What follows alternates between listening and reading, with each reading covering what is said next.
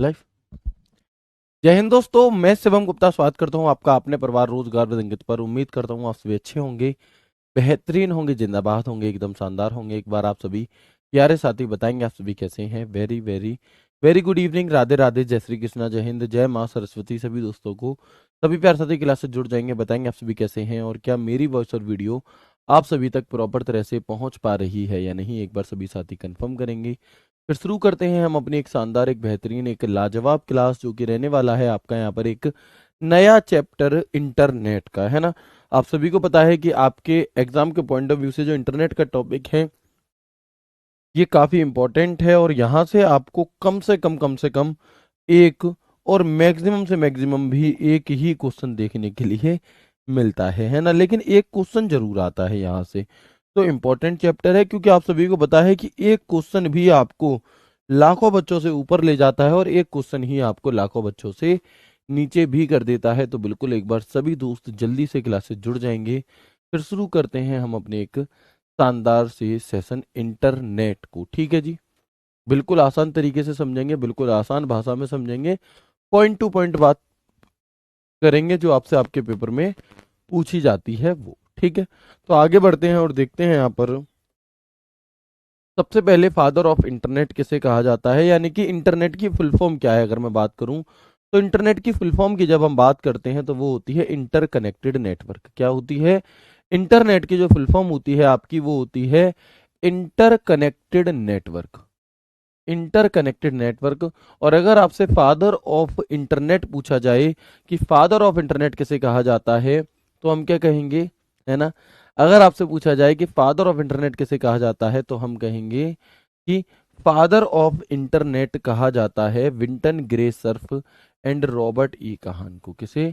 Vinton Gray Cerf and Robert E Kahn, इन दोनों व्यक्तियों को मिलकर के फादर ऑफ इंटरनेट कहा जाता है, क्योंकि इन दोनों ने मिलकर के क्या किया था, इन दोनों ने मिलकर के ही इंटरनेट का शुरुआत, या मैं कहूँ इंटरनेट का आविष्कार किया था। ठीक है, आगे बढ़े। यहाँ तक कोई दिक्कत परेशानी समस्या तो नहीं है? फादर ऑफ इंटरनेट पहचान लोगे जब भी पूछा जाएगा। दोनों का नाम आता है, अगर ऑप्शन में दोनों का नहीं होगा तो कोई एक नाम तो आपको जरूर देखने के लिए मिल जाएगा। ठीक है, वेरी गुड। हाँ, इसके आप नोट्स बना सकते हैं, है ना। इसके नोट्स आप बना सकते हैं, क्योंकि ये जो टॉपिक अब चलेगा आपका, ये इंपॉर्टेंट है, यहाँ से क्वेश्चंस आपके पूछे जाते हैं। ठीक है, आगे बढ़ेंगे और देखेंगे यहाँ पर। तो father of internet Vinton Gray Cerf and Robert E Kahn को कहा जाता है। साथ ही आप पूछोगे सर इनमें से विंट सर्फ कौन से हैं और रॉबर्ट ई काहन कौन से हैं, तो भैया जो इधर लिखे हैं ये विंटन सर्फ हैं और ये रॉबर्ट ई काहन है। ठीक है जी। इसके बाद अगर हम इंटरनेट की और बात करें थोड़ी सी आसान शब्दों में, तो internet is a group of interconnected computers around the world. यानी कि इंटरनेट विश्व भर के जितने भी कंप्यूटर हैं, आपस में जुड़े हुए कंप्यूटरों का एक क्या है, एक ग्रुप है। क्या है? तो हम कहेंगे इंटरनेट विश्व भर के आपस में जुड़े हुए कंप्यूटर का एक समूह है, यानी कि एक ग्रुप है। और इंटरनेट अपने आप में कौन से नेटवर्क का उदाहरण है? तो कल की ही क्लास में, यानी कि हमने जो पढ़ा था वैन, यानी कि वाइड एरिया नेटवर्क, तो वैन का उदाहरण है हमारा इंटरनेट। क्योंकि भाई वैन क्या काम कर रहा था? वैन देश दुनिया के कंप्यूटरों को आपस में जोड़ने का काम कर रहा था, और वही काम हमारा यहाँ पर इंटरनेट का भी है।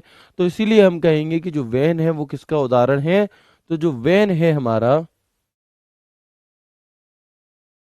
है ना, तो जो वैन है हमारा वो क्या है, वो इंटरनेट का ही, इंटरनेट अपने आप में वैन का ही एक उदाहरण है। यानी कि internet itself is a type of van.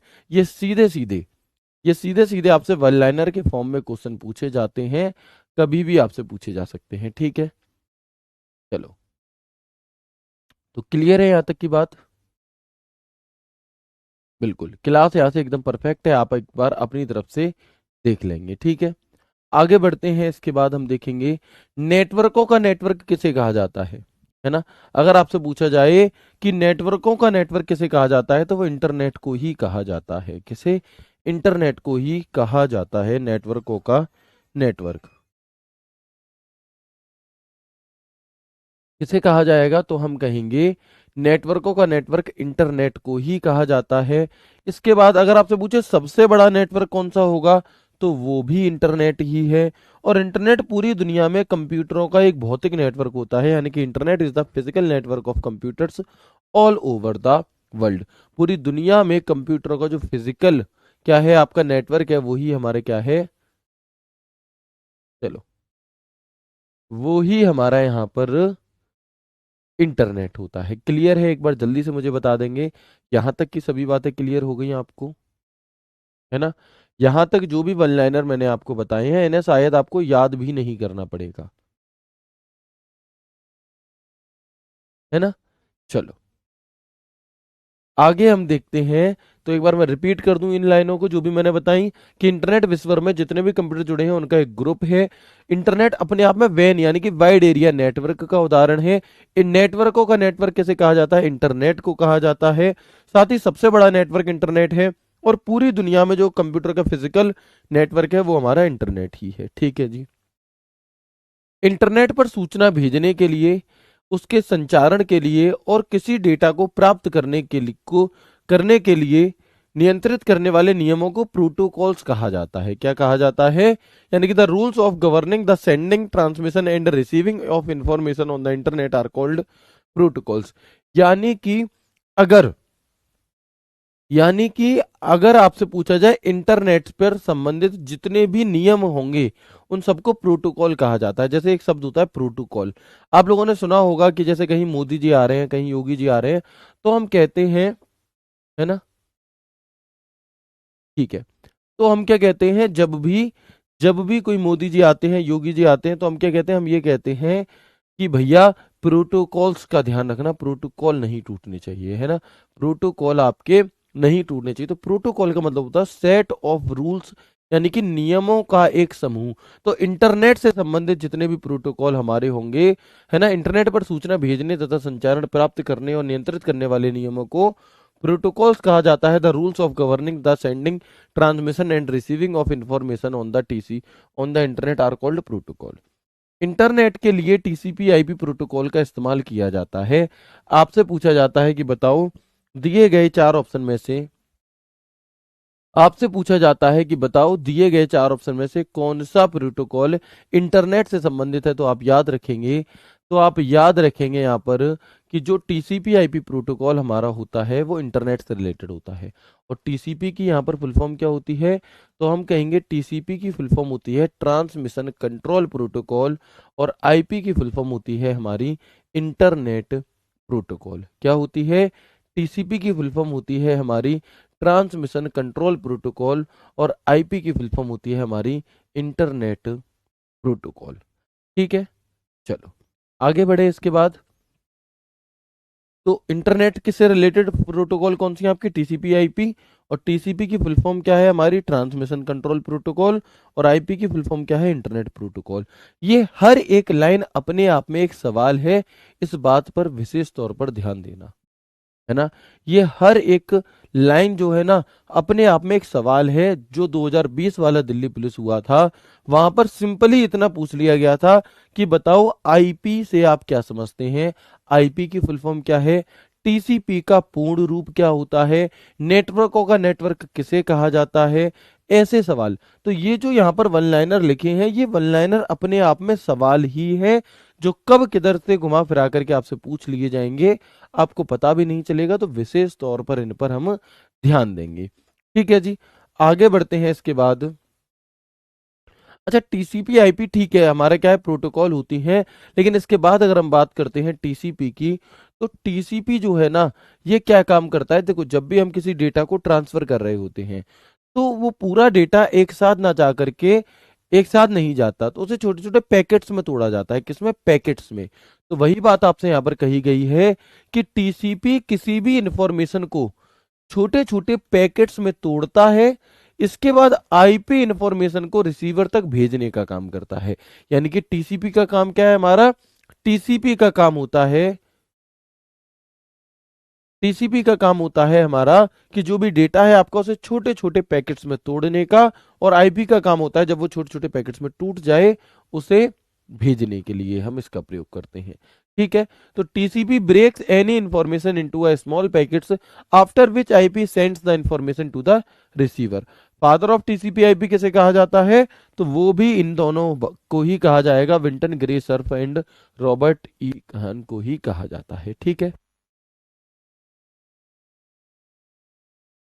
Clear है? बताएंगे मुझे एक बार। तो फादर ऑफ टीसीपी आईपी अगर आपसे कह दिया जाए तो वो भी वही होंगे जिन्होंने, जो कि फादर ऑफ इंटरनेट है। क्लियर है भाई? नियम कौन बनाएगा किसी भी चीज से रिलेटेड? जिसने इंटरनेट बनाया है उसके नियम बनाने क्या उसके ससुर आएंगे? नहीं जी, ससुर जी से राय ली जा सकती है लेकिन नियम वो व्यक्ति खुद बनाएगा। ठीक है, तो क्या होगा हमारा, Vinton Gray Cerf and Robert E Kahn को ही फादर ऑफ टीसीपी आईपी भी कहा जाता है।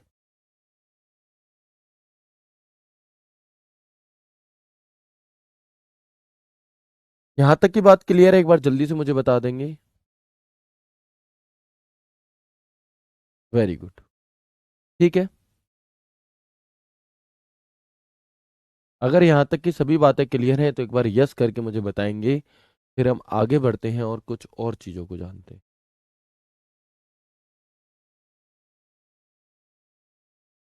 बता दो एक बार जल्दी से यस करके।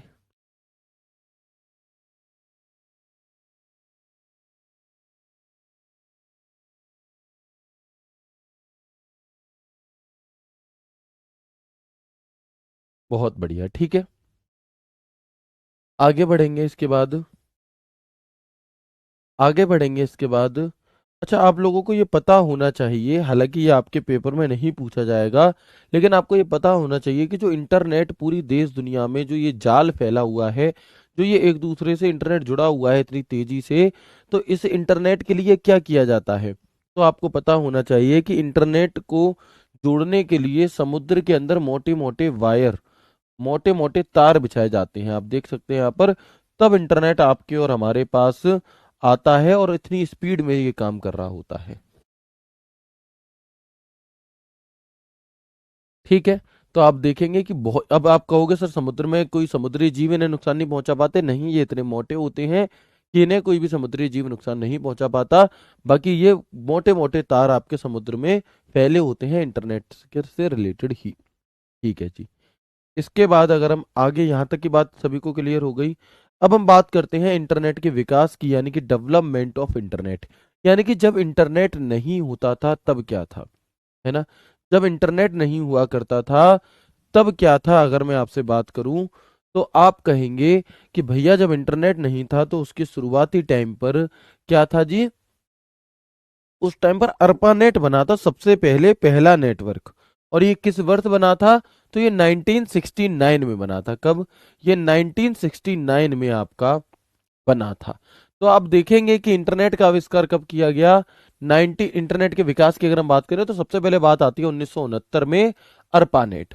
और ये फुल फॉर्म इंपॉर्टेंट है, आपसे पूछी जा सकती है, क्योंकि जो दिल्ली पुलिस 2020 वाला हुआ था उसमें ये फुल फॉर्म कई बार पूछी गई थी, मतलब अलग अलग शिफ्ट में बार बार पूछी गई थी। अर्पानेट की फुल फॉर्म क्या होती है? अर्पानेट की फुल फॉर्म तो हम कहेंगे advance research project agency network होती है। क्या होती है?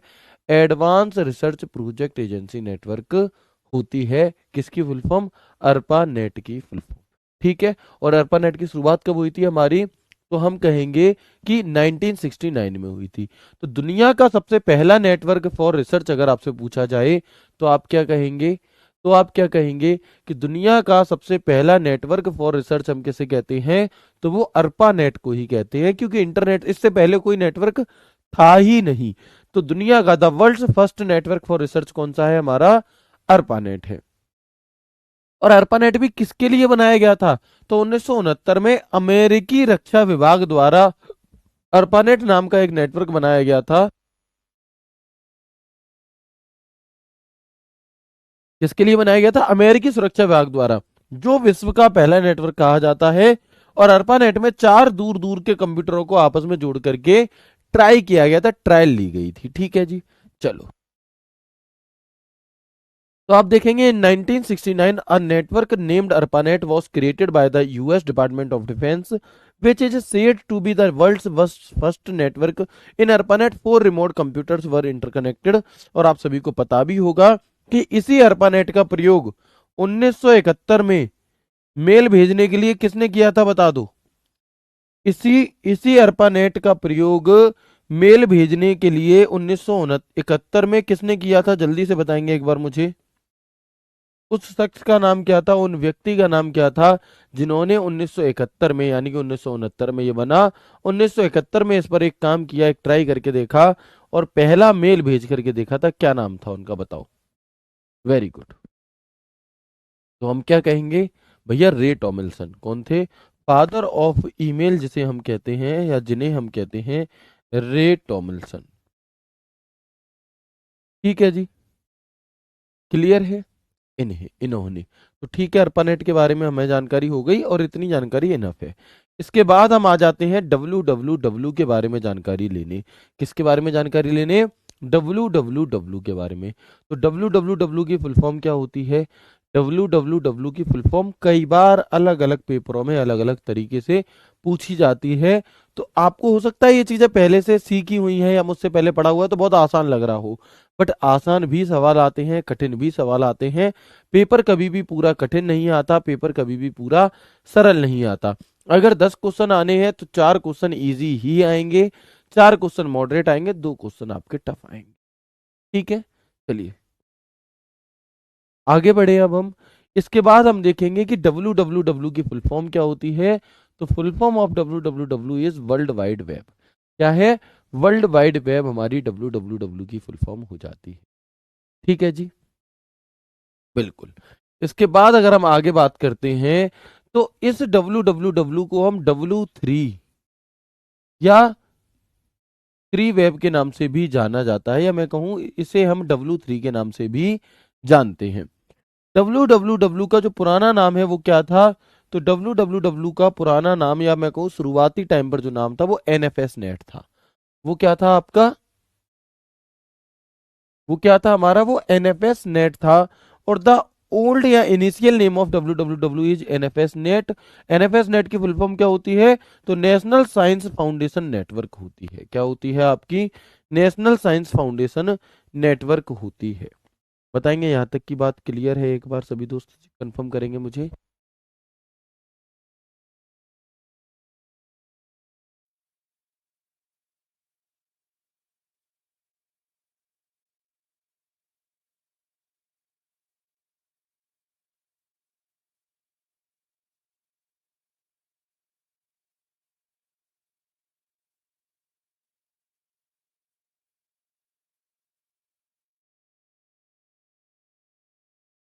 बिल्कुल, ठीक है जी, तो यहां तक की बात क्लियर हो गई, कोई भी दिक्कत नहीं है।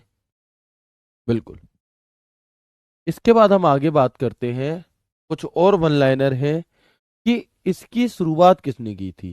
तो 1989 में टिम बर्नर्स ली ने, किसने, 1989 में टिम बर्नर्स ली ने किस किस की शुरुआत की थी, डब्ल्यू डब्ल्यू डब्ल्यू और HTML की शुरुआत की थी किसकी, तो हम कहेंगे कि टिम बर्नर्स ली ने डब्ल्यू डब्ल्यू डब्ल्यू और HTML की शुरुआत की थी। HTML की फुल फॉर्म क्या होती है, तो हम कहेंगे हाइपर टेक्स्ट मार्कअप लैंग्वेज।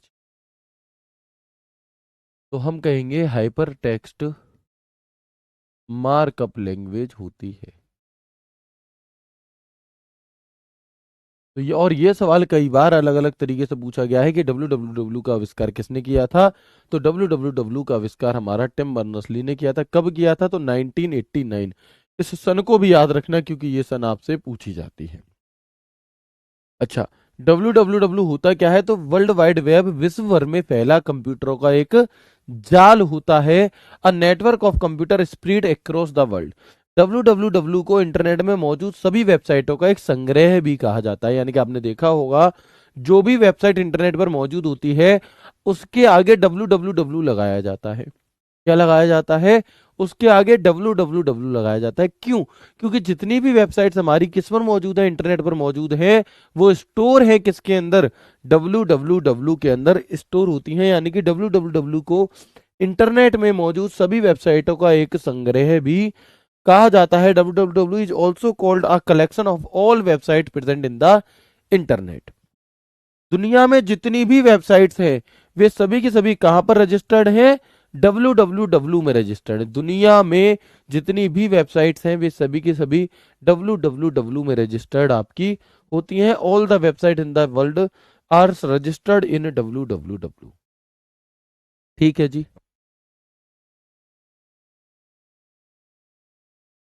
इसके बाद हम बात करते हैं, ये सभी वेबसाइट वेब सर्वर में स्टोर रहती हैं। All this website R stored in the web server.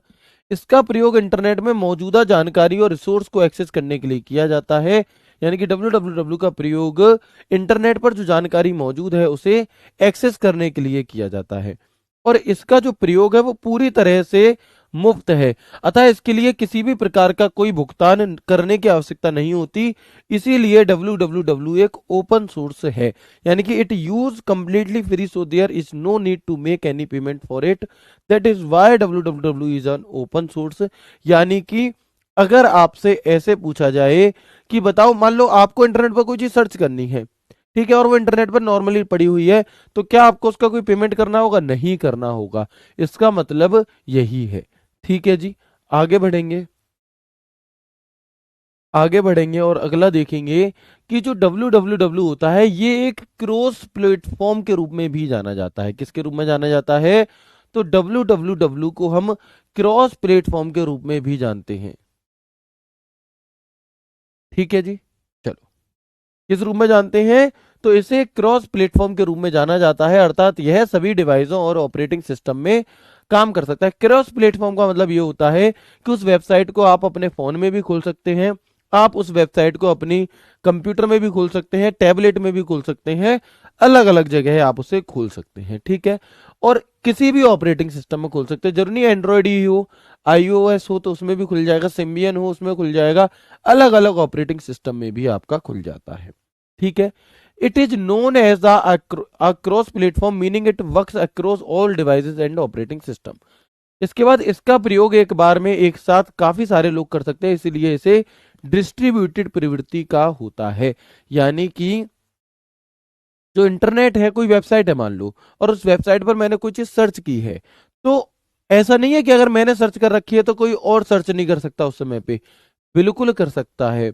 इसका मतलब जो हमारी www है ये डिस्ट्रीब्यूटेड प्रवृत्ति का होता है कि एक साथ में कई सारे लोग उसे एक्सेस कर सकते हैं, कोई दिक्कत नहीं आती।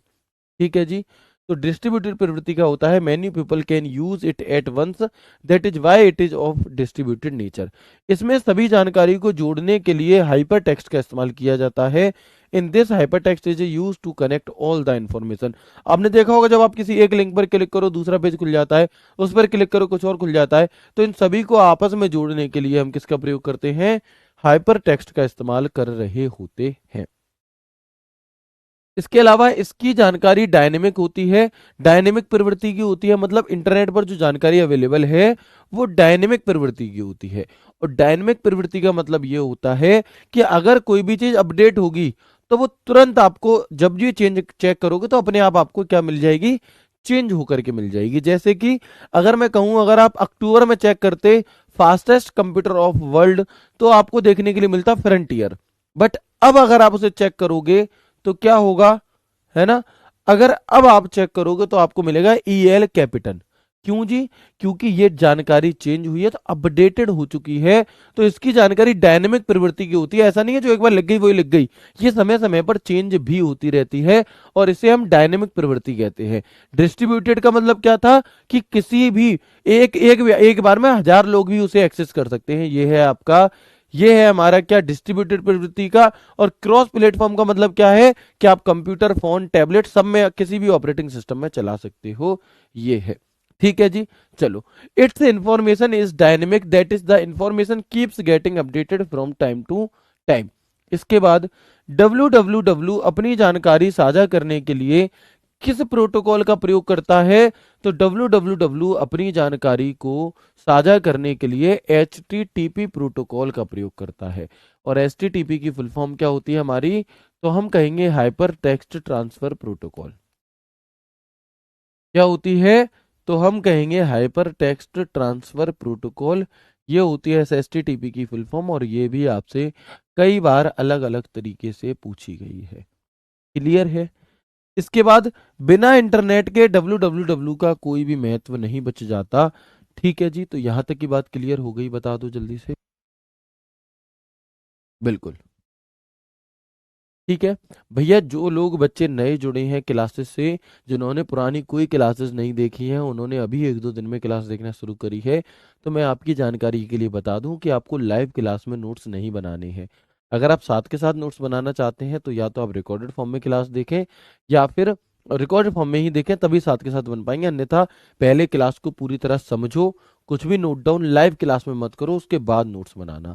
ठीक है, क्योंकि अगर आप साथ के साथ नोट्स बनाओगे तो वो आपके नहीं बन पाएंगे, और आपको कुछ भी समझ में भी नहीं आएगा, क्योंकि आप उतारने के लिए आपने बैच नहीं लिया, समझने के लिए लिया है। उतरा हुआ तो सब जगह है ही, समझो इस बात को, है ना। तो प्लीज जो बच्चे बाद में जुड़े हैं क्लास से, उन्हें साथ के साथ नोट्स नहीं बनाने, मैं आपको बता दूं। तो यहाँ तक की बात क्लियर है, एक बार जल्दी से मुझे बता देंगे। तो एक बार मैं रिवीजन करा दूं जो भी हमने आज की क्लास में पढ़ा है। सीधे सीधे वन लाइनर पढ़े हैं और कुछ भी नहीं पढ़ा, लेकिन ये सभी चीजें इंपॉर्टेंट है ना। ये सभी चीजें जो भी आपने पढ़ी हैं, ये सभी चीजें क्या हैं आपकी, इंपॉर्टेंट होती हैं। तो मैं सारी चीजें रिवाइज करा देता हूँ। और कई बार एग्जामिनर ऐसे भी क्वेश्चन पूछ लेता है कि बताओ दिए गए चार ऑप्शन में से कौन सा एक कथन गलत है, या कौन सा एक कथन कैसा है, सही है। और अब आपको चारों स्टेटमेंट के बारे में जानकारी पता होनी चाहिए, तभी आप ये काम कर पाओगे, है ना। तभी आप ये काम कर पाओगे, आपको चारों स्टेटमेंट के बारे में जानकारी पता होनी चाहिए। तो इसलिए ये थ्योरी जो वन लाइनर है, ये हर एक शब्द आपको याद होना चाहिए। ठीक है जी, चलो, क्लियर है यहां तक? वेरी गुड, आगे बढ़े।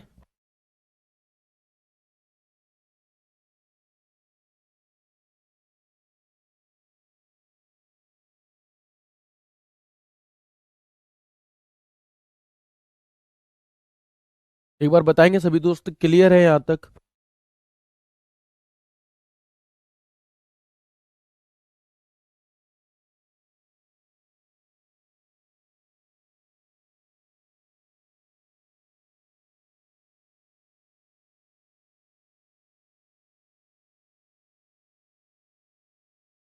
और जो ये सब कंटेंट है ना, जो आज की क्लास में आपने पढ़ा है, इसमें से 50% कंटेंट ही आपने परिणाम बैच में पढ़ा होगा, है ना।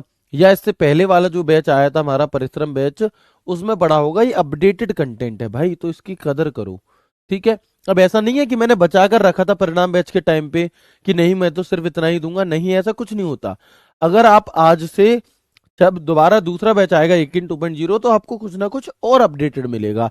क्योंकि जो मार्केट में जो सवाल चल रहे हैं, जिस लेवल तक का सवाल एग्जामिनर पूछ रहा है, उतना कंटेंट आपको दिया जाता है। ठीक है। तो उस हिसाब से ये अपडेटेड कंटेंट है आपका। इस वजह से हमने यहाँ पर, तो वो बच्चे ये ना समझें कि सर हमने तो पहले पढ़ रखा है, हम अब दोबारा क्यों पढ़े। बहुत सारे बच्चे इसी वजह से, बहुत सारे बच्चों का क्या है कि पिछली बार मैंने 3 मैराथन ली थी, उनमें से उनके 9 क्वेश्चन या 10 क्वेश्चन आ गए, तो उन्हें लग रहा है कि अरे अब हमें क्या ही जरूरत है कंप्यूटर पढ़ने की, एक बार आ गए तो हर बार आ जाएंगे। भैया ऐसा नहीं होता। अगर ऐसा हो जाता तो फिर इस बार वाले ओलंपिक में भी नीरज चोपड़ा जी ही गोल्ड जीतते। ठीक है। ऐसा नहीं है, हर बार के लिए हर बार मेहनत करनी पड़ती है। ऐसा नहीं है कि आप क्या है कि एक बार कर लिया तो हो तो चला जाएगा, नहीं। अच्छा, मैं भी हूँ जले सरोज फिरोजाबाद, बहुत बढ़िया। ठीक है जी, चलो, तो आगे बढ़े अब हम। आज कई सारे बच्चे परेशान हैं, पता नहीं क्यों, या उन्होंने मुझे परेशान कर दिया कि सर ये ऐनक लगा करके क्यों आए हो आप, है। ऐनक यानी कि चश्मा लगा करके क्यों आए हो? तो भाई ये चश्मा इसलिए लगा करके आया हूँ कि मैं पहले भी लगाता था, है ना। हालांकि मुझे दिखता है एकदम चंगा है, कोई दिक्कत नहीं है चश्मे जैसी। बट होता क्या है कि जिस स्टूडियो में हम क्लास लेते हैं उसमें बहुत ज़्यादा लाइटिंग होती है ना। और मेरा तो सब्जेक्ट ही कंप्यूटर है। मैं पूरे दिन इन क्लासेस के बाद भी 5 6 घंटे इन क्लासेस के बाद भी मेरा स्क्रीन टाइम बहुत ज़्यादा है। तो इस वजह से फिर मैंने इस चश्मे को बनवाया है कि आगे जा करके कोई दिक्कत ना आ जाए। ठीक है। या सर में दर्द हो जाता है बहुत ज़्यादा, तो वो फिर ना हो, इस वजह से मैंने इसे बनवाया और इसीलिए मैंने इसे लगाया भी है। ठीक है, चलो, है ना। गुरुजी चश्मा हटा दो, मुझे बेचैनी हो रही है, क्या मतलब, क्या बचकानी हरकतें हैं ये हैं। मतलब मेरे चश्मा लगाने से तुम्हें बेचैनी कैसे हो सकती है? ठीक है, चलो, आगे बढ़े। यहाँ तक की बात है क्लियर है? एक बार रिपीट कर दूं सारी बातें शुरू से लेकर के एंड तक की। ठीक है, बहुत बढ़िया।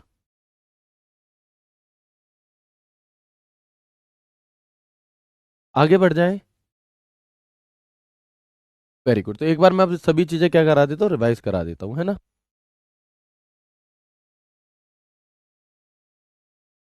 तो हम आगे देखेंगे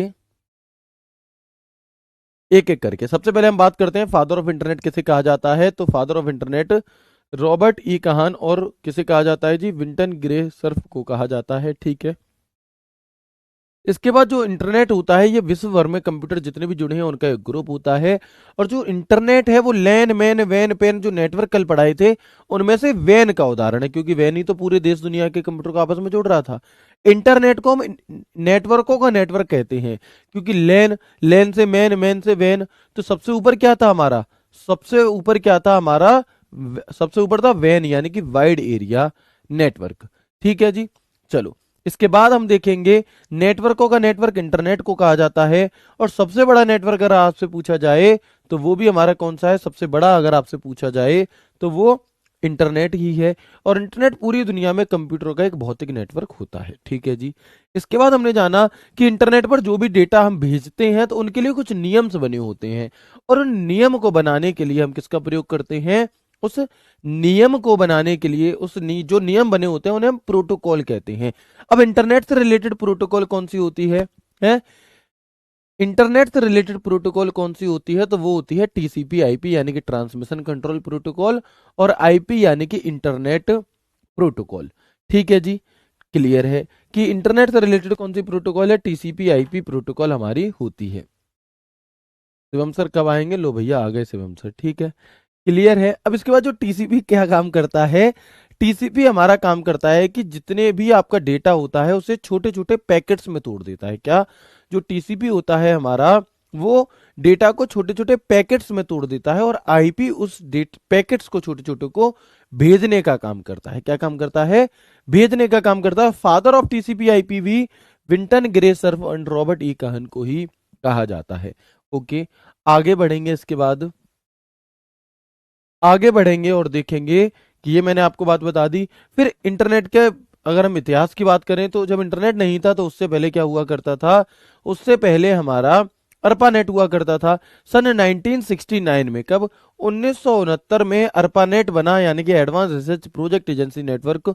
और इसे किसके द्वारा बनाया गया था, तो अमेरिका के सुरक्षा विभाग द्वारा बनाया गया था। किसके द्वारा, अमेरिका के सुरक्षा विभाग द्वारा बनाया गया था। एक बनाया गया नेटवर्क है जो विश्व का पहला नेटवर्क कहा जाता है। इसे हम विश्व का पहला नेटवर्क भी कहते हैं। अगर हम www की बात करते हैं तो www की फुल फॉर्म होती है वर्ल्ड वाइड वेब। क्या होती है, www की फुल फॉर्म होती है वर्ल्ड वाइड वेब। और इसे हम W3 के रूप में भी जान रहे होते हैं। और www का पुराना जो नाम है वो क्या था, वो एनएफएस नेट था। और एनएफएस नेट की फुल फॉर्म होती है national science foundation network. www का आविष्कार किसने किया है, इसकी शुरुआत किसने की, तो 1989 में। किसने, 1989 में किसने की थी, टिम बर्नर्स ली ने की थी। और इन्होंने www के साथ साथ HTML की भी शुरुआत की थी। किसकी, इन्होंने इसके साथ साथ HTML की भी शुरुआत की थी, ठीक है। चलो फिर www क्या है जी, तो विश्व भर में फैला हुआ कंप्यूटर का एक जाल है। www को इंटरनेट में मौजूद सभी वेबसाइट्स का एक ग्रुप कहा जाता है, क्योंकि इंटरनेट पर जितनी भी वेबसाइट्स आपकी मौजूद है ना, वो सभी की सभी www पर रजिस्टर्ड होती हैं। यानी कि www के पास वो सारा डाटा होगा आपका, ठीक है। चलो इसके बाद हम आगे देखेंगे दुनिया में जितनी भी वेबसाइट है वे सभी www में रजिस्टर्ड हैं। ये सभी वेबसाइट वेब सर्वर में स्टोर होती हैं। इनका प्रयोग इंटरनेट में मौजूद जानकारी और रिसोर्सेज को एक्सेस करने के लिए किया जाता है। इसका प्रयोग पूरी तरह से मुफ्त है, इसीलिए हम www को ओपन सोर्स भी कहते हैं, ठीक है जी। इसके बाद हम आगे देखेंगे कि इसे क्या कहते हैं, इसे एक क्रॉस प्लेटफॉर्म के रूप में भी जाना जाता है। क्रॉस प्लेटफॉर्म का मतलब क्या होता है आपका, तो क्रॉस प्लेटफॉर्म का मतलब आपका होता है कि ये सभी डिवाइसेस किसी भी ऑपरेटिंग सिस्टम में चल जाता है। किसमें, ये किसी भी ऑपरेटिंग सिस्टम किसी भी डिवाइसेस में चल सकता है। इसका प्रयोग एक बार में एक साथ काफी सारे लोग कर सकते हैं, इसीलिए इसे डिस्ट्रीब्यूटेड प्रवृत्ति का कहते हैं। एक बार में मैं भी वही वेबसाइट खोले बैठा हूं, आप भी वही वेबसाइट खोले बैठो, चलेगी, कोई दिक्कत नहीं है। तो इसीलिए ये क्या होता है, जो www पर डेटा होता है वो डिस्ट्रीब्यूटेड प्रवृत्ति का होता है। इसमें सभी जानकारी जोड़ने के लिए हाइपरटेक्स्ट का इस्तेमाल करते हैं। ठीक है जी। फिर हमने बताया कि इसकी जो जानकारी होती है वो डायनेमिक होती है, डायनेमिक यानी कि अपडेट होती रहती है समय समय पर। और www पर अपनी जानकारी साझा करने के लिए हम एचटीटीपी प्रोटोकॉल का प्रयोग कर रहे होते हैं। तो एक बार अब मुझे बता दो यहां तक की सभी बातें क्लियर हो गई, यस और नो? ठीक है, मैंने रिवीजन भी करा दिया आपको, जिसे स्लो लग रहा था उसे भी दोबारा पढ़ा दिया भाई तेज, और जिसे तेज लग रहा था उसे मैंने रिपीट एक बार रिवीजन करा के बता दिया। ठीक है, चलो ठीक है। तो क्लियर है यहाँ तक की बात? आज आप धीरे धीरे पढ़ा रहे हैं भाई, मैं धीमे पढ़ाऊं तो दिक्कतें हैं, तेज पढ़ाऊं तो दिक्कत है। चाहते क्या हो हैं? भाई इसीलिए एक ऑप्शन दिया रहता है स्पीड का, अपने अकॉर्डिंग उसे मेंटेन कर लो, कोई दिक्कत थोड़ी ना है। अगर जीवन में ऐसे शिकायत करोगे कि सारी लाइटें जब ग्रीन हो जाएंगी मैं तभी घर से निकलूंगा, तो आप कभी नहीं निकल पाओगे। ठीक है, तो कुछ चीजें हमें खुद करनी पड़ती है। मेरे पास कमेंट आता है, ए गुरुजी हमारे आलू खुद रहे हैं, तो क्या अपनी क्लास का टाइम चेंज कर दो? भाई ये बात तार्किक है? कोई लॉजिक है इस बात का? नहीं है ना। फिर भी है कि मुझे मम्मी के साथ बाजार जाना है, क्लास जल्दी छोड़ दो, और तुम्हारे चक्कर में इन बाकी सबन को सत्यानाश करना है। ठीक है, बिल्कुल, है ना। तो आगे बढ़ते हैं अब हम। अभी अभी एक बहन जी कह रही थी कि सर क्या मैं ऐसा कर सकती हूँ कि मैंने किताब ले लिया, मैं क्लासेस लेना बंद कर दूं? बहुत बढ़िया, अगर ऐसे सिलेक्शन हो जाते तो हर बच्चा किताबें ले लेके ही रख लेता है। क्लास भी, क्लास इज मैंडेटरी। किताब से आप जो मैंने पढ़ाया है उसका प्रैक्टिस कर सकते हो, उस बुक को और जानकारी के लिए पढ़ सकते हो, रिवीजन कर सकते हो, लेकिन क्लास तो लेना ही लेना है ना। बिना क्लास के कैसे काम चलेगा भाई? उसमें लिखा हुआ है, वो उदाहरण थोड़ी ना देगी। अब बताओ, क्लास आपकी बुक में simplex, full duplex, half duplex दिया है, लेकिन क्या जो तरीका मैंने आपको याद करने का बताया वो तरीका किताब तुम्हें बताएगी? नहीं बताएगी। ठीक है जी, चलो आगे बढ़ जाएं। डार्क वेब क्या होता है भैया? वहां भी चलूंगा, जहां तुम जाना चाह रहे हो वहां भी चलूंगा। ठीक है, ज्यादा डार्क वेब के चक्कर मत पड़ो, जीवन वैसे ही डार्क है तुम्हारा। ठीक है, फ्यूचर डार्क हो जाएगा। आगे सभी चीजें पढ़ाऊंगा, चिंता मत करो। जब चैप्टर खत्म हो जाए तब आप मुझसे कहना कि सर आपने ये चीजें नहीं पढ़ाई हैं, बट जब तक चल रही हैं तो पेशेंस रखो, है ना। पेशेंस का होना जीवन में बहुत जरूरी है। पेशेंस नहीं रखोगे गड़बड़ हो जाएगी। जैसे आप लोगों ने बहुत सारी रील्स देखी होंगी कि क्या होता है कि वो रेलवे का फाटक लगा हुआ है, लेकिन फिर भी मोटरसाइकिल जबरदस्ती ऐसे गर्दन नीचे करके आगे ले जाके खड़ी कर ली है, और अचानक से ट्रेन आई और लपेट में लेगी मोटरसाइकिल। क्यों? क्योंकि उस व्यक्ति के अंदर पेशेंस नहीं था, है ना। तो पेशेंस भाई, बस रुकती नहीं है, उससे पहले ही लटक जाएंगे आगे उतरने के लिए, है। और फिर उतरने की कोशिश करेंगे, फिर मुंह फाड़ के गिरेंगे। क्यों? क्योंकि पेशेंस नहीं है। तो जीवन में पेशेंस का होना बहुत जरूरी है। बिना पेशेंस के क्या होगी? गड़बड़ होगी। तो जो चीज अभी पढ़ाऊंगा आगे, उसे अभी से क्यों पूछ रहे हो? पेशेंस रखो। ठीक है, आगे बढ़ते हैं और देखते हैं यूआरएल के बारे में। और इम्पोर्टेंट है, आपसे पूछा जाएगा, ना जाने किसके पेपर में ये गुड लक बन करके आ जाएगा सवाल कि बताओ यूआरएल की फुल फॉर्म क्या होती है। तो हम कहेंगे यूआरएल की फुल फॉर्म होती है यूनिफॉर्म रिसोर्स लोकेटर। क्या होती है? यूआरएल की जो फुल फॉर्म होती है वो होती है हमारी यूनिफॉर्म रिसोर्स लोकेटर। अब बात आती है कि यूआरएल आखिरकार होता क्या है। ठीक है, अच्छा, तो आप लोगों ने एक चीज देखी होगी कि जैसे आप फोन सर्च कर रहे हो, क्या सर्च कर रहे हो आप? मान लो कोई फोन सर्च कर रहे हो, ठीक है, या आप कोई भी और चीज सर्च कर रहे हो, तो आप क्या करते हो? पहले कुछ खोलते हो, फिर किसी और लिंक पे क्लिक करोगे, ये वाला समझ में नहीं आया, किसी और पर क्लिक करोगे, बहुत सारी अलग अलग जगह पे। इसके बाद हम देखेंगे, है ना, इसके बाद हम देखेंगे कि मान लो हम अपनी मंजिल पर पहुंच गए, इन द सेंस हम उस जगह पर पहुंच गए, उस फोन पर पहुंच गए जो हम देखना चाह रहे थे। ठीक है, तो हमने फिर आपने क्या करा? वहां से शेयर कर दी उसकी लिंक, और किसी अपने दोस्त को भेज दी, है ना। आपने वो लिंक शेयर करके अपने किसी दोस्त को भेज दी।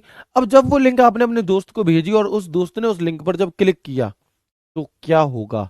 है, तो भैया ये होगा कि वो व्यक्ति उसी पेज पर पहुंचेगा जो आपने अंत में खोला हुआ था। बट आप तो वहां पर एंड में नहीं पहुंचे थे, आपने तो बहुत सारे क्लिक किए थे, वो वहां पर क्यों पहुंचा? क्योंकि भाई इंटरनेट पर प्रत्येक पेज का अपना खुद का एक एड्रेस होता है, जिसे हम यूआरएल कहते हैं।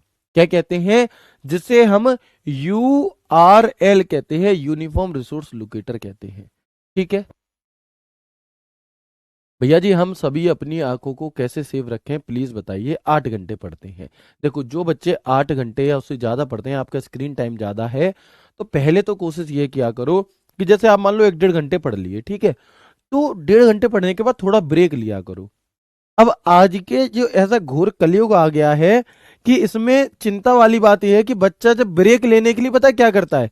जैसे ये ब्रेक इसलिए बताया जाता है कि अगर कोई 50 मिनट पढ़ लिया तो 5 मिनट का ब्रेक ले ले, और वो ब्रेक ऐसा नहीं होना चाहिए कि भाई इंस्टाग्राम चलाने लगे। वो ब्रेक होना चाहिए, आंखें बंद कर लो, थोड़ा सा इधर उधर घूम आओ, थोड़ा सा, है ना, जो आप एक ध्यान लगा करके बुक को देख रहे थे वो ध्यान थोड़ा हटे आपका। लेकिन नहीं, वो ब्रेक के तौर पे क्या करेगा, वो ब्रेक के तौर पे इंस्टाग्राम खोल लेगा, और वो इंस्टाग्राम उसका 5 मिनट की जगह कब 50 मिनट खा जाएगा उसे पता ही नहीं लगेगी। अब आंखों को बचाने के लिए तो ब्रेक लेना था, फोन नहीं चलाना था, और उन्होंने क्या करा कि ब्रेक में भी भैया फोन ही चलाया। तो फिर फायदा ही क्यों हुआ, कहां से तुम्हारी आंखों को आराम मिला, कहां से तुम्हें रेस्ट मिला, कहां से तुम्हारे दिमाग को रेस्ट मिला।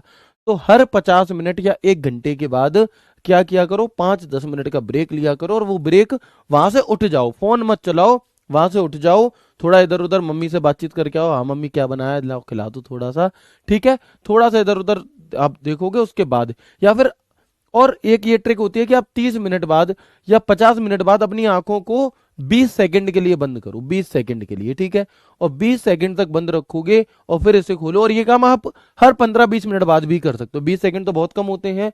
तो हर 15-20 मिनट बाद जब आप अपनी आंखों को बंद ऐसे करके रखोगे थोड़ी देर, तो इससे क्या है कि आंखों को रेस्ट मिलता है, ठीक है, और फिर आप अपनी पढ़ाई को कंटिन्यू कर सकते हो। तो इससे, और दूसरा, आप अपना चश्मा अगर आप पढ़ते हो तो भले ही आपकी नजर कमजोर नहीं है, बट एक 500-600 रुपए का चश्मा अपना बनवा लो। अब आप कहोगे सर 500-600 के कहाँ बनना है, हमारे बनवा दो। तो भैया अगर तुम्हारे यहाँ थोड़ी ज्यादा के बनना ही हो तो अपनी अपनी फैशन के हिसाब से देख लो। चश्मे तो भैया 5-5, 10-10 हजार के भी बनते हैं, बट मैंने नहीं बनवाया सस्ता सा। ऐसा ही कोई भी आप अपने लिए बनवा लो, और जब पढ़ो तो इसका यूज करो। ये 2-4 तरीके आप देखोगे तो आपका क्या होगा, आपकी आंखें सेफ रहेंगी, ठीक है। और ब्रेक के तौर पर इंस्टाग्राम नहीं चलाना होता है। आगे बढ़ते हैं, आगे बढ़ेंगे और देखेंगे। अच्छा, लाइब्रेरी में मम्मी कहाँ से जाएंगी, ये बात भी सही है भैया। तो थोड़ा घूम आओ, थोड़ा बाहर देख आओ, है, चलो। सब कुछ जानते हो तुम, लेकिन हर चीज तुम्हें पता करनी है। 50 मिनट में ब्रेक लो, आंखें थोड़ी सी बंद रखो और फिर आगे बढ़ो। ओके, अब हम बात करते हैं यूआरएल। तो यूआरएल की फुल फॉर्म क्या है जी, यूनिफॉर्म रिसोर्स लोकेटर होती है। यानी कि किसी भी वेबसाइट का जो पता होता है वो यूआरएल बताता है। कौन बताता है, URL. URL refers to the address of a website.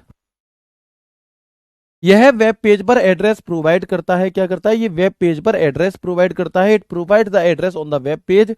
www पर मौजूद जितने भी पेजेस हैं, या जितनी भी वेबसाइट्स हैं, या जितने भी डॉक्यूमेंट हैं, उन सबका अपना एक यूआरएल होता है, एक वेब एड्रेस होता है। और इसी वेब एड्रेस को हम यूआरएल कहते हैं। यानी कि all the web pages, websites and document present on www, they all have their own web address which is called URL. तो कोई दिक्कत बिल्कुल भी नहीं है, बिल्कुल नॉर्मल वाली बात है ये आपकी, ठीक है, ठीक है जी। चलो, है ना, आगे बढ़ेंगे। इसके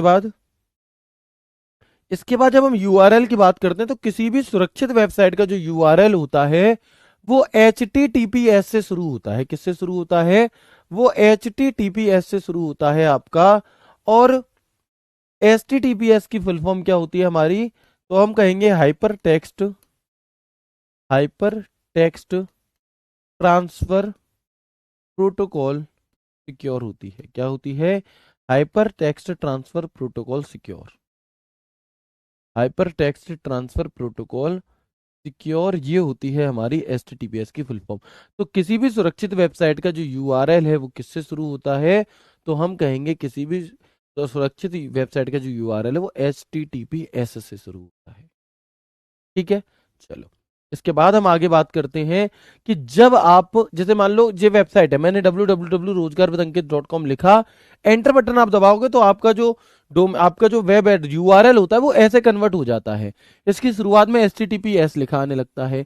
तो HTTPS जो लिखा है ये तो एक प्रोटोकॉल हो गई, इस प्रोटोकॉल का यूज किया जा रहा है। इसके बाद हम देखेंगे, है ना, इसके बाद हम देखेंगे rozgarwithankit.com। तो ये डोमेन नेम हो गया, और उसके बाद जो लिखा रहता है ये पाथ रिसोर्स होता है। क्या होता है, बस, ठीक है। चलो, इसके बाद अगर हम और आगे बढ़ते हैं और देखते हैं कि टिम बर्नर्स ली ने क्या करा कि 1989 में इन्होंने www को बना दिया, है ना। उन्होंने WWW को बना दिया। किन्होंने? टिम बर्नर्स ली ने 1989 में। फिर बाद में उन्हें इस बात की चिंता हुई, बिल्कुल, है ना। उसके बाद क्या हुआ कि टिम बर्नर्स ली ने बनाया और उन्हें ये चिंता हुई कि मेरे बाद में इसे की देखभाल कौन करेगा। तो सन 1994 में टिम बर्नर्स ली ने एक संस्था बनाई जिसका नाम रखा WWWC, एक समुदाय बनाया, इंटरनेशनल समुदाय बनाया जिसका नाम रखा WWWC। और आपसे ये क्वेश्चन पूछा जाएगा कि बताइए WWWC की फुल फॉर्म क्या होती है? तो आप कहेंगे वर्ल्ड वाइड वेब कंसोर्टियम होती है ना। क्या होती है मेरे भाई? तो आप कहेंगे वर्ल्ड वाइड वेब कंसोर्टियम होती है। ठीक है जी। तो टिम बर्नर्स ली ने 1994 में एक अंतरराष्ट्रीय समुदाय WWWC बनाया जिसके निदेशक भी टिम बर्नर्स ली ही बने थे उस टाइम पर। WWW को कंट्रोल करने के लिए जो एक समुदाय बनाया गया, एक संस्था बनाई गई, उसका नाम क्या था? उसका नाम था WWWC। WWWC की फुल फॉर्म होती है हमारी वर्ल्ड वाइड वेब कंसोर्टियम। और इस WWWC को हम W3C या 3WC भी कह सकते हैं।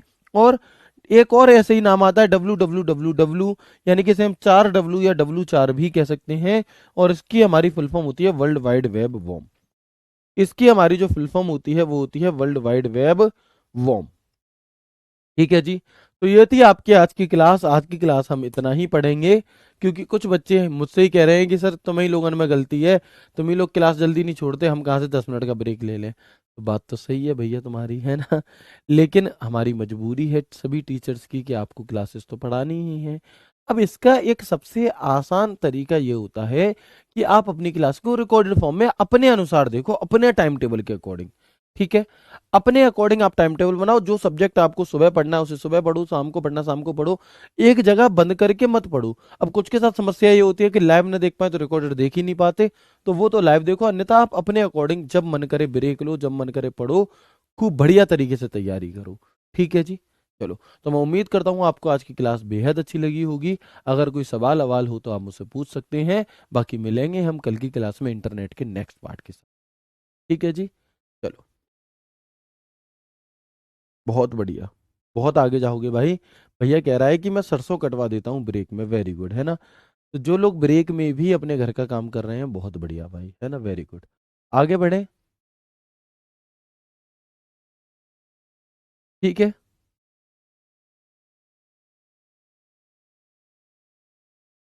रिकॉर्डेड देखते हैं तो रह जाती है, कोई बात नहीं भाई, जब तुम्हें सिलेक्शन की ललक रहेगी ना तो कुछ भी नहीं रहेगा। जब भूख लगती है और खाने के टाइम पर खाना नहीं खा पाते तो बाद में तो खाते हो ना, ताजी ताजी नहीं खा पाते तो।